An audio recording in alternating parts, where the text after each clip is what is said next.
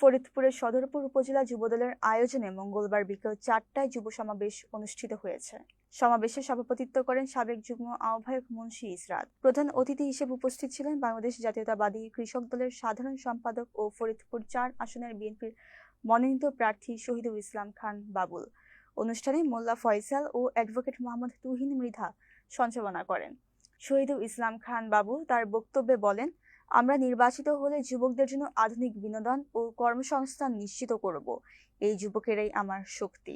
বাকি জীবন যদি আমি এই যুবকদের সঙ্গে কাটাতে পারি, নিজেকে ধন্য মনে করব। ফরিদপুর জেলা যুবদলের সাধারণ সম্পাদক মোহাম্মদ জাহাঙ্গীর হোসেন, সাংগঠনিক সম্পাদক শহীদুর রহমান শহীদ, ফরিদপুর জেলা যুবদলের সাধারণ সম্পাদক মোহাম্মদ জাহাঙ্গীর হোসেন, সাংগঠনিক সম্পাদক শাহিদুর রহমান শহীদ সহ অন্যান্য নেতৃবৃন্দ সমাবেশে উপস্থিত ছিলেন। সমাবেশে সদরপুরের জনপ্রিয় যুব নেতা মুন্সি ইসরাত সহ সকলকে ধন্যবাদ দিয়ে ধানের শীষ প্রতীকে ভোট চেয়ে সমাপ্তি ঘোষণা করা হয়। আমাদের প্রিয় নেতা জনাব শহীদুল ইসলাম খান বাবুলকে তার সঠিক নেতৃত্বে আমরা সামনের দিকে এগিয়ে যাব এবং সকলকে একযোগে ধানের শীষে মার্কায় ভোট দিয়ে শহীদুল ইসলাম বাবুলকে জয়যুক্ত করব, এই আশায় প্রত্যাশা রেখে সকলকে ধন্যবাদ জানাচ্ছি। আগামী দিনে বাংলাদেশে ফরিদপুর 4 আসনে আমরা গণতন্ত্রের পতাকাকে পথ পথ করে উড়িয়ে দেব।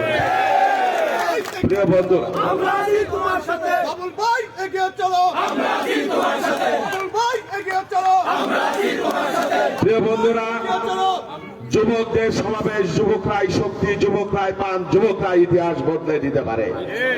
দুনিয়ার ইতিহাসে এই যুবকদেরকে, জেনজিদেরকে আর বোকা বানিয়ে রাখবার কোন সুযোগ দেওয়া হবে না।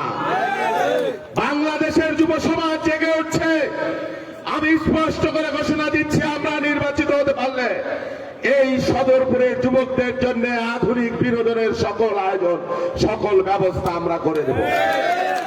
যুবকদের কর্মসংস্থানের জন্য 17 বছর যারা ক্ষমতায় ছিল কিছুই করে নাই।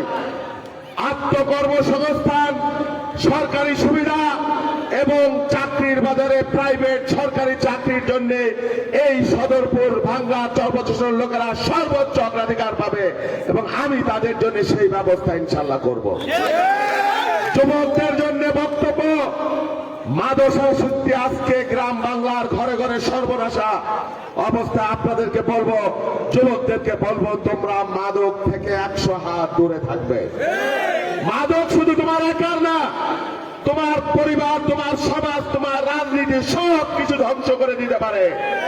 সেই জন্য আর যাই হোক, মাদক আসক্ত কোন তরুণ এর থেকে দূরে থাকবে এবং নিজের আয়গুলো কোথায় প্রতিহত করবার চেষ্টা করবে। আমরা ক্ষমতায় আসলে ইনশাল্লাহ এই সদরপুরকে একটি মাদক মুক্ত যুব সমাজ উপহার দেওয়ার জন্য আমরা লড়াই করব।